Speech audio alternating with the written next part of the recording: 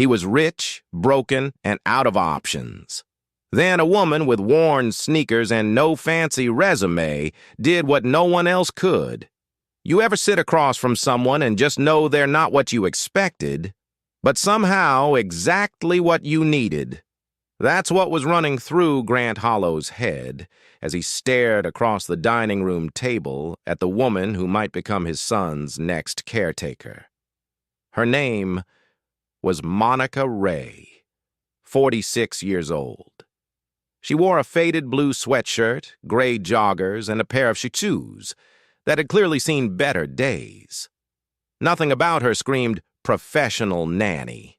No clipboard, no flashy references, just a folded-up resume printed from the library and a calm, patient smile. Grant glanced over the paper again, pretending to read it, but his mind was elsewhere. He'd done this 6 times already, 6 different nannies in 10 months. None of them lasted more than 3 weeks. A few barely made it through day 1. I worked with special needs children for 23 years, Monica said gently, hands folded on her lap. Mostly kids the system gives up on. Grant blinked, raising an eyebrow. That's vague. What kind of special needs? Cerebral palsy, nonverbal autism, traumatic brain injuries, she listed. Some had no family, some were stuck in group homes. None of them were easy. Her voice didn't tremble. She wasn't bragging either, just stating facts like a weather report. Still, Grant hesitated. He was used to hiring based on credentials, degrees, accolades, results. Monica didn't have any of that. And yet something about her made him pause. You know who you're being considered for, right? He asked. She nodded. Eli, your son, he said.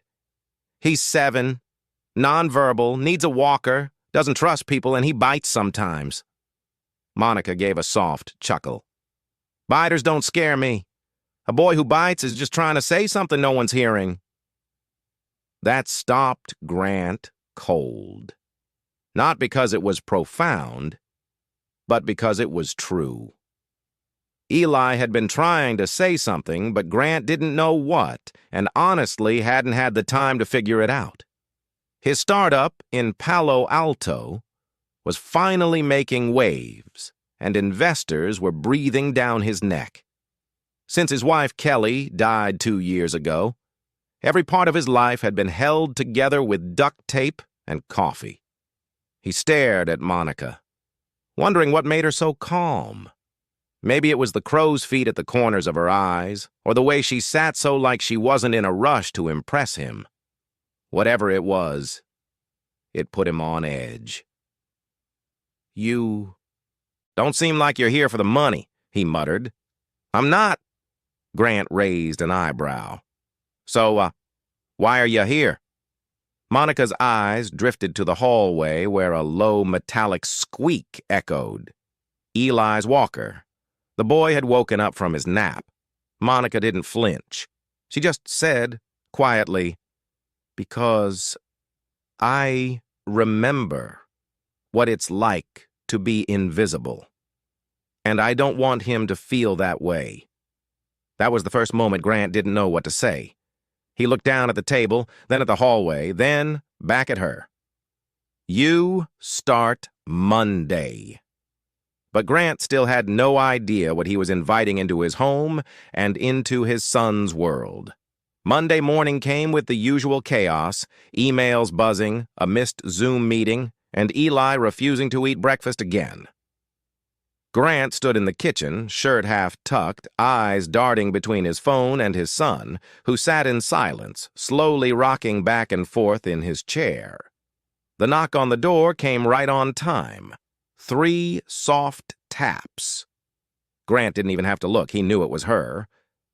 Monica stepped inside, carrying nothing but a canvas tote bag slung over her shoulder. No suitcase full of toys or behavior charts, no binder, just that same patient expression. Morning, Eli, she said, not looking at Grant. Eli didn't respond. He never did, especially not to strangers. But Monica didn't seem put off. She crouched slightly, not close, just low enough so she wasn't towering over him. "I like your socks," she said gently, nodding toward the bright green ones peeking out from under his sweatpants. "They remind me of sour apple candy." Still nothing. Eli looked past her like he didn't hear her at all. Grant cleared his throat. "He won't talk. He might growl if he's in the mood." "I'm not expecting him to," Monica replied, still focused on the boy. "He doesn't owe me anything." That answer irritated Grant more than he cared to admit. Something about her casual tone made him feel like he was the outsider in his own home. "I'll be working from the study," he said, grabbing his coffee. "There's a list on the fridge. Therapy times, feeding schedule, meds. Just stick to it. Why? Hayo albayo go nine once, and Grant left, shutting the study door behind him. But he didn't really work. He kept one ear tuned to the living room, half expecting to hear crying, yelling, or the sound of something breaking. Instead, there was quiet, then soft talking, then music. He cracked the door an inch. There was Monica sitting cross-legged on the floor with a small xylophone on her lap. She tapped out a slow rhythm, pausing between notes. Eli stood a few feet away, watching, not touching, not reacting, but watching. "That's a C note," she said, tapping it again. "You can hit it if you want. You don't have to. I'm just playing." Eli didn't move, but his eyes flicked once to the xylophone, then back up to her, and she smiled like he'd just played a full symphony. Grant didn't get it, but something in his chest felt tight. The rest of the day went by without a single meltdown. No thrown cups, no biting. Eli didn't even scream when it was time for his afternoon meds. By 4 p.m., Grant found himself hovering in the hallway again. "You spying on us, Mr. Hollow?" Monica called out without turning her head.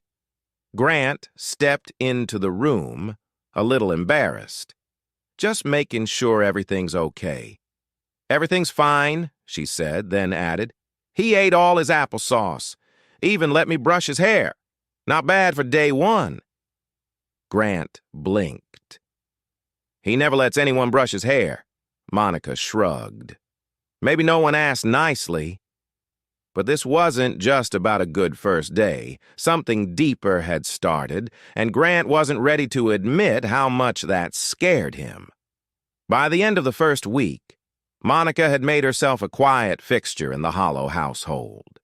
She didn't move things around, didn't interfere with Grant's routines. She was just there, present, like a soft hum in the background of a house that had been too quiet for too long. But Eli hadn't truly opened up yet. Not fully. He tolerated her, watched her, let her comb his hair, yes, but never reached for her hand, never smiled, and never made a sound. On Thursday afternoon, the calm cracked. Monica had brought a small wooden puzzle from the local thrift shop, big, chunky animal pieces with knobs. She sat cross-legged on the carpet, setting it in front of Eli. "Want to try the giraffe?" she asked gently, holding up the piece. Eli stared at it blankly. She didn't push, just placed the giraffe on the rug beside him. Grant, watching from the hallway, leaned against the doorframe. "He hates puzzles," he said flatly. "He's never tried this one," she said without looking at him. "He threw a block at the last therapist who used one. He won't throw it at me." That kind of confidence rubbed Grant the wrong way. He stepped closer. "You've been here 4 days. That's not enough time to know what he'll do." Monica glanced up at him, calm as ever. "You're right, but it's long enough to let him decide." That's when Eli grabbed the giraffe. At first, Grant felt a flicker of hope. Then, wham! Eli slammed it into the floor hard again and again, over and over, until the knob cracked clean off and the wood splintered. "Okay," Monica said softly, not flinching. "You didn't like that, that's all right." But Eli wasn't finished. He swung his arm toward her and knocked the rest of the puzzle out of her hands. Pieces flew across the room. He shoved the board over and let out a noise, sharp and guttural. Grant stepped forward, angry. That's enough. Eli." "Don't yell," Monica said quickly, holding up her hand. "Let me try." Grant froze, his fists clenched. Monica crouched beside Eli, who now sat stiffly on the carpet, breathing hard, eyes wild. "I know you didn't like it," she said, her voice barely above a whisper. "That's okay. You don't have to like puzzles. You don't have to like me." Eli stared at her. She leaned forward slowly. "But you can be mad without breaking things? Okay? Mad is okay? We just need a different way to show it." Eli turned his head away. Monica didn't push. She just sat down next to him, back to the wall, like she had nowhere else to be. 10 minutes passed. Grant stayed frozen by the doorway, completely unsure of who this woman was or what spells she'd cast. Eli finally turned to look at her. Then he did something that shook Grant more than the outburst had. He leaned his head gently against Monica's shoulder. Not a hug, not affection, just contact. Monica didn't say a word. She just let him rest there. Grant stepped back slowly. He returned to the study, closed the door, and sat down. But he couldn't focus. He couldn't send the email. He couldn't hear anything but the quiet thud of a boy who had never, ever done that for anyone, not even his own father. But Grant didn't know what shook him more, that Eli connected with her or that he hadn't connected with him. By the second week, Monica had woven herself into the rhythm of the house so naturally that even the silence felt different. Not tense, not hollow, just steady. Eli still didn't speak, but he followed Monica from room to room like a quiet shadow. He'd rest his hand on her knee when she read.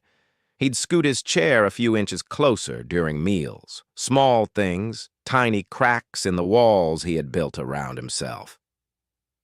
One morning, Monica asked Grant if she could take Eli outside to the backyard without the usual harness. "He walks better on grass," she explained. "It's softer when he stumbles. Feels less like punishment." Grant hesitated. "You're responsible if he falls." "I know." She didn't say it with pride or sass, just certainty. So Grant gave a half-hearted nod and returned to his laptop. From his office window, he watched them. Monica laid a large blanket on the grass and placed a few soft toys beside her. Eli shuffled toward her with his walker, his steps slow and clunky, but determined. Then something strange happened. Monica pulled a notepad from her tote. She drew something, a rough little picture of a bird, and held it up. "You see that?" she asked Eli. He looked. Then she reached into the grass and held up a small stick. "This is the bird's wing," she said, handing it to him. "Can you help me draw it?" Grant squinted from behind the window. Eli took the stick. He pressed it to the paper awkwardly, slowly. It looked more like a smudge than a line, but Monica beamed like he'd just painted the Mona Lisa. "You did that," she said. "You helped." Eli didn't smile, but he made a sound, a low hum like a purr. Grant leaned closer to the glass. Then Monica pulled something else from her tote, a small plastic board. On it were symbols: food, drink, bathroom, happy, sad, pain. "What's that?" Grant muttered under his breath. Eli reached out. He tapped, happy. Then again, then twice more. Grant's chest tightened. He stormed out to the backyard. his voice sharper than he meant. Where did you get that? Monica looked up calmly. It's a PEX board, Picture Exchange Communication System. I know what it is, Grant snapped. His old therapist said he wasn't ready. Monica raised her eyebrows. They didn't say he wasn't ready. They said they didn't have the time. Grant went quiet. Eli looked between them, then carefully tapped happy again. That was the first time Monica turned serious. Her voice didn't rise, but her eyes didn't blink. Your son is asking for more happiness, she said, and we're standing here arguing. Grant didn't know where to put his anger. He wasn't mad at her, not really. He was mad at how simple she made it seem. He sank onto the grass beside them, suddenly exhausted. Why? Why hasn't anyone else ever seen this in him? Monica didn't answer right away. She just traced her finger gently across Eli's arm, showing him the picture for calm. Because they weren't really looking, she said. Eli touched more again. Monica smiled, more calm. He hesitated, then tapped, happy. Monica grinned. Me too. Grant looked at his son, really looked at him for what felt like the first time in months. It wasn't that Eli had changed. It was that someone finally spoke his language. But while Monica was unlocking doors for Eli, she was about to open one Grant had buried for years. And it wouldn't be nearly as gentle. It was a Wednesday evening, and Monica had just finished bathing Eli. His towel was wrapped snug around his shoulders. She wheeled him gently into his bedroom, humming something slow under her breath. A song Grant didn't recognize, something about the sea and coming home. Eli was calm, peaceful even. Monica laid him down, tucked him in, then stepped out quietly and walked into the kitchen to grab her bag. Grant was sitting at the table with his laptop open, barely blinking at the screen. He asleep? He asked without looking up. Monica nodded. Out like a light. He asked for calm twice. I think he just likes the word. Grant gave a soft snort. I think he likes you. She smiled. I like him too. She slung her bag over her shoulder, then paused. Can I ask you something? Grant closed the laptop. Sure. That binder in the office, the one with the therapy notes. Why does it stop in February? Grant stiffened. What? The log. It's detailed, daily records, progress charts, notes, but it cuts off mid-February without explanation. He stood slowly. That's none of your business. Monica didn't flinch. You hired me to care for Eli. If something happened that changed his behavior, I need to know. I said, drop it. Monica took a breath. Grant, something happened, didn't it? Grant looked away, jaw tight. Monica stepped closer. You can yell, you can kick me out, but that little boy can't speak for himself. So I'm asking you, what changed? For a long moment, he said nothing. Then quietly, almost to himself, he muttered, his old therapist, Warren Kane. Monica blinked. The one who filled out all those notes? Grant nodded slowly. He came highly recommended. Cost more per hour than most lawyers. Eli was making small progress. Then one day, he stopped wanting to go near him. Screamed at the sight of him. Her voice dropped. What happened? I don't know, Grant said. One day, I came home early, found Caney yelling, not loud, just cruel, mocking him, saying things like, you'll never talk. You'll always be broken. Monica's face turned cold.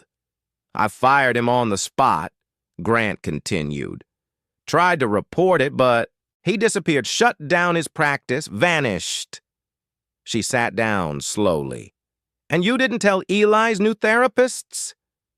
I didn't want them thinking he was ruined. There was silence. Monica stared at the wall, hands clasped. You know, sometimes trauma doesn't scream. Sometimes it sits there quiet until someone asks the right question. Grant looked up at her, voice shaky.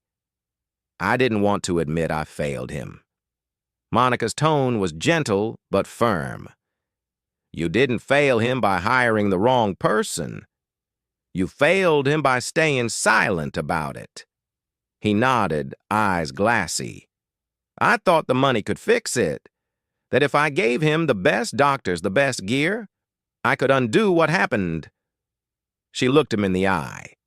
You can't buy healing, but you can show up. That's what he needs. He sat back down. I'm not used to people calling me out in my own house. I'm not used to working for people who let me speak. That made them both laugh just a little. Monica pulled something from her bag, a small, soft cloth pouch. She placed it gently on the table. What's this? He asked. A gift for Eli. Hand-stitched emotion cards with real fabric textures help some kids express what they can't verbalize. Grant picked one up. It was labeled frustrated, stitched in rough, itchy fabric. Another said safe, made of something soft and smooth like fleece. You made these years ago for a girl in Louisiana, nonverbal autism. Couldn't say a word but showed you everything through touch. He looked at the pouch again, then up at her. Thank you. Monica stood and grabbed her keys. Tell him it's okay to be angry, but remind him he's never alone. But Grant didn't realize Monica wasn't just teaching Eli how to express emotion. She was teaching him too. And that lesson was about to get a lot more personal. The next day, the rain started early. Hard, cold sheets of it tapping against the windows like fingers trying to get in. Eli hated storms, always had. The thunder made him tremble. The lightning froze him in place. That morning, he wouldn't leave his bed. Grant stood outside Eli's room, holding his coffee like it might keep him grounded. Inside, Monica sat beside the boy, gently stroking his back. He's not eating, Grant said softly. He's scared, Monica replied. He thinks something bad is coming. Grant took a deep breath. He's not wrong. Monica looked up. What do you mean? He paused, then stepped into the room, sat at the foot of the bed, and for once didn't hide behind his laptop, his phone, or a wall of sarcasm. I wasn't supposed to be a dad alone, he said. I loved Kelly. I really did. But I was never the glue of this family. She was. Eli shifted slightly, his small fingers curling around Monica's wrist. She died so fast, Grant continued. Ovarian cancer, stage 4, gone in 6 months. I thought I'd have more time to ask her things, like how to be his safe place. Monica listened, didn't interrupt. I didn't cry at her funeral, he whispered. Not because I didn't care, but because I couldn't afford to. I had employees, investors, a launch coming up. I told myself I'd grieve later. Monica nodded slowly. Did you ever get to? Grant laughed bitterly. No, because Eli stopped talking. He stopped everything, and I didn't know what to do with a grieving kid who couldn't tell me what he needed. He didn't stop talking, Monica said gently. He just started using silence. That hit something deep. Grant ran his hands through his hair, leaning forward. I'd walk past his room at night and I'd hear him making these tiny sounds. Not words, just noises. Like he was calling someone who wasn't there.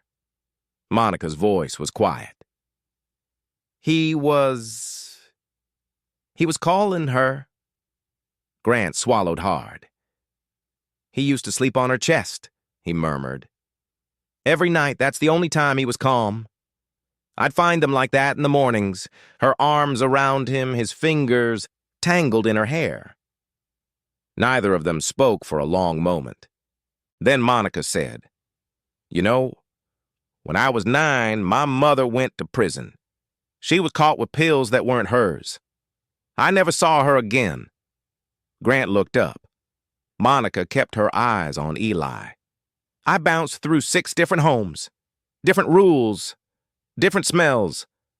But I remember one woman, Mrs. Deborah. She didn't try to fix me. She just gave me a drawer in her kitchen, said it was mine, just for my things. It sounds small, but for the first time I felt like I belonged somewhere." Eli shifted again, eyes fluttering.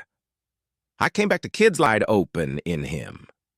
Eli was on the floor, crisscrossed on a large foam mat. His walker sat nearby. He wasn't using it, just sitting. His arms moved clumsily but deliberately. In front of him sat Monica, holding up a mirror. They were playing a game. "Okay," Monica said gently. "Show me proud." Eli grunted and tapped his chest twice. Then he smiled. "That's right," she beamed. "You should be proud." He clapped. Then she held up another picture. "Now, what about tired?" Eli yawned, then slumped forward, giggling into his palms. That laugh, that sound, cut through Grant like lightning. He stumbled back a step. The floor creaked beneath him. Monica looked up. Their eyes met. She didn't speak, didn't need to. Eli turned his head and saw his father. He froze. For a second, Grant thought it would all fall apart, that the joy would vanish the second he stepped into the room. But then slowly, Eli lifted his arms. Not wide, not like a toddler asking to be picked up. Just forward, palms up, like he was offering something.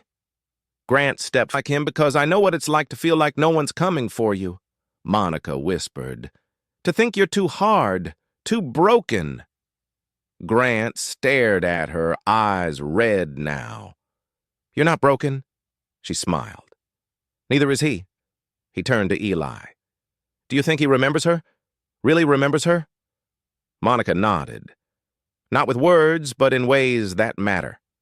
Grant wiped his face with his sleeve, embarrassed. Monica stood. "You should tell him about her. Not the sad stuff, the funny stories, her laugh, her smell. Let him know it's okay to remember." Grant hesitated. "I don't know if I can do that without falling apart." "You don't have to be perfect," Monica said. "You just have to be real." Eli made a soft sound. Both of them turned to him. His hand reached toward the nightstand, toward a photo of Kelly. He touched it, then touched his chest. Grant's breath caught. Monica whispered, "He misses her, just like you do." But love isn't always loud, and Grant was finally starting to hear what had been whispered to him all along. It was supposed to be a quick trip. Grant had flown to Santa Rosa for a last-minute investor dinner. In and out 24 hours max. Monica assured him she had everything under control, and he didn't doubt that. Not anymore. Still, something in his gut twisted as the plane touched back down the next evening. A kind of tension he couldn't name. The car ride home felt longer than it should have. When he pulled into the driveway, the sky was just beginning to dim, the clouds hanging heavy and low. The porch light was on. The living room window glowed gold. But what made him freeze wasn't the house. It was the sound. Laughter. Not Monica's. Eli's. It was small, croaky, like a broken violin, but real. He stepped inside slowly, not wanting to break the spell. The smell of apples and cinnamon filled the air. Monica must have been baking again. The house felt warm in a way it hadn't since Kelly. He followed, the sound to the den, and what he saw broke something wide forward, knees weak. Eli tapped his fingers together. More, More time, more love, more this. Grant dropped to his knees, pulling his son gently into his chest. Eli didn't resist. He leaned in, small hands clutching the fabric of Grant's shirt. "I missed you," Grant whispered, voice cracking. "I miss so much." Eli pressed his cheek against his father's chest. Monica sat silently nearby, not intruding, just there, present, steady. After a long moment, Grant looked up at her. His voice was quiet. "How did you do this?" Monica shook her head. "He did this. I just listened." Grant looked back down at his son, brushing a hand over his soft curls. "I forgot how to do that," he murmured. She didn't judge him, didn't throw it in his face, just said, "It's not too late." He kissed the top of Eli's head. "I don't know how to do this without screwing it up." Monica smiled, eyes soft. "You don't have to know. You just have to show up." They sat in silence after that. No big speeches, no declarations, just the three of them in a room that finally felt full again. But what Grant realized in that moment wasn't just that his son had come alive again. It was that he had too. The next morning felt different. There was no big event, no breakthrough moment, just oatmeal on the stove, birds chirping out the window, and a boy humming quietly at the kitchen table while drawing on the back of a takeout menu. Grant poured 2 cups of coffee, set one in front of Monica. She looked up, amused. "That for me or bribery for staying another week?" "Both," he said, smirking. They sat across from each other in comfortable silence. Eli tapped on the table with his crayon. 3 slow beats. Grant looked over. The boy pointed to a smudged heart he'd drawn. Grant blinked. "Is that for me?" Eli nodded once. It was so simple, so small, but Grant felt something shift. Later that afternoon, they all sat in the backyard. Monica reading aloud, Grant beside her, and Eli stretched out on a blanket between them. The sun warmed their skin. A breeze stirred the trees. Monica paused mid-sentence. "You're doing better?" she said without looking at Grant. He chuckled. "I haven't yelled in 3 days. That's progress." "No," she said, turning to him. "You're paying attention." He nodded slowly. "I'm just trying not to miss it anymore." Monica looked over at Eli. "Kids, like him, they grow on their own schedule, but when they let you in, you better be there." Grant's voice dropped.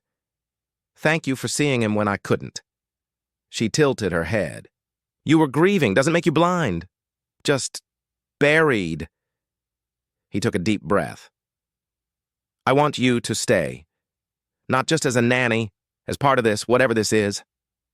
She smiled, soft and warm. "I'll stay as long as he needs me." He looked at Eli, who was now holding up a picture of the 3 of them. His crayon, a version of Monica, Grant, and himself. All smiling. That picture would hang on Grant's office wall from that day forward. That evening, as the sun set over the hills of Northern California, Grant tucked Eli into bed. He told him a story about Kelly, about how she used to sing him to sleep, even when he didn't cry. And for the first time, Eli reached up and touched Grant's face. One soft touch, no words, but it said everything. Some people measure success in millions. Others measure it in milestones. But sometimes real wealth is found in the quiet return of joy, one moment, one breath, one connection at a time. If you've ever been the person who held space for someone when they couldn't speak for themselves, thank you. And if you're still learning how to show up, it's not too late. Start today.